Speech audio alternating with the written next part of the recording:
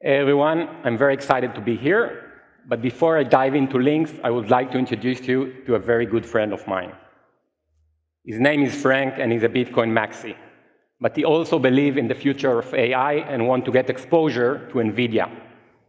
Frank is confused. He can't decide between the two assets.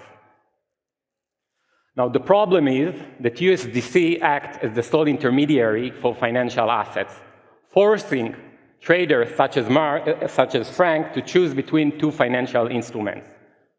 This is limiting and extremely inefficient. The solution is to bypass the intermediary. Lynx enables traders to use any collateral asset to get exposure to any financial instrument. Now let's go back to Frank. By using Lynx, Frank can keep his Bitcoins while getting exposure to NVIDIA. 1 year later, Frank is ready to cash out.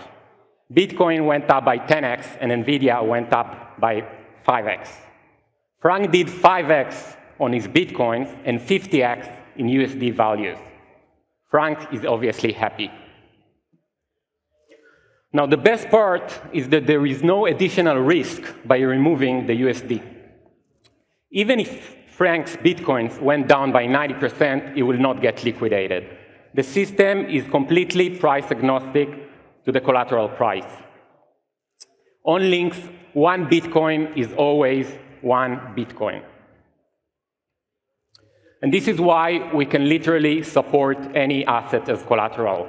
We don't even need spot liquidity or price feed to list an asset. Lynx is built to be 100% permissionless. Lynx is Uniswap for synthetic trading.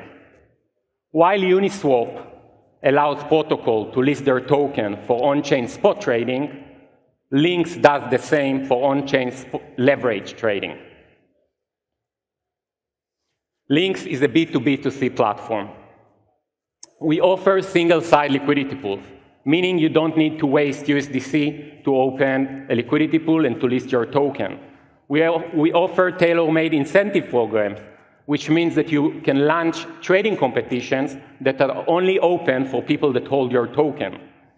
We share our revenues with the partners, and we even offer white labels. There are 15,000 tokens listed on CoinGecko. Lynx is built to support each and any one of them.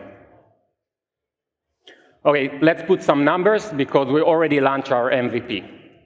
We are live on 9 different chains, supporting 28 tokens and 5 white labels. We are processing more than 1,000 transactions per day.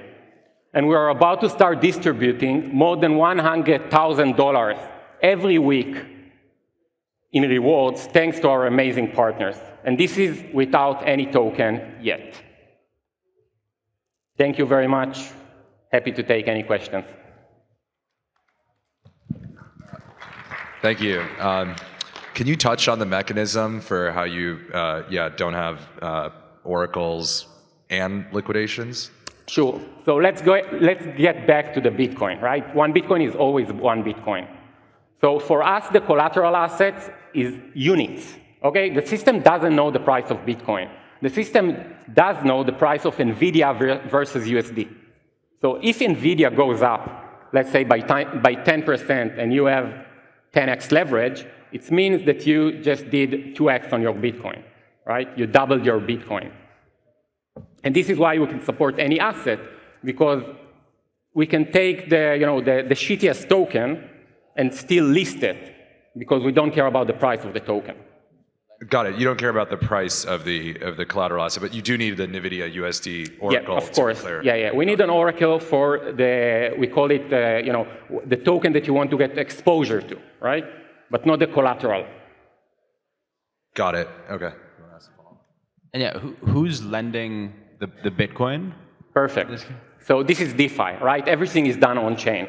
So we have liquidity providers, and they are the house. They are the other side for traders. Basically, they take the risk of the traders. And by the way, it's a good question because obviously we're not working with Satoshi Nakamoto, but we do work with protocols, with DAOs. So usually the DAOs are the ones that provide the liquidity in their governance token. they're the one that taking the risk, but all they can lose is their governance token.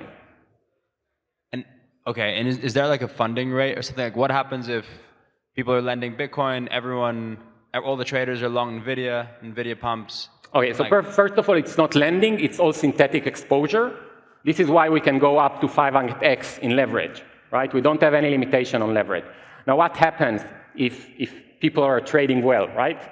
So the liquidity pool will lose money. This is what happens. We know from GMX that usually it doesn't happen, but we obviously have mechanisms to try and balance the long and short. And I can tell you that in the next version of the application, we're going to offer liquidity providers the option to choose, very similar to UniV3, the option to choose the range and long versus shorts and etc. So you'll be able to provide Bitcoin as a liquidity provider and to say that you're only taking the risk for people that are shorting it, right? Or something like that. Okay, because right now all the vaults are siloed. So if I'm providing liquidity for Bitcoin, I'm only exposed to the Bitcoin collateral trader losses.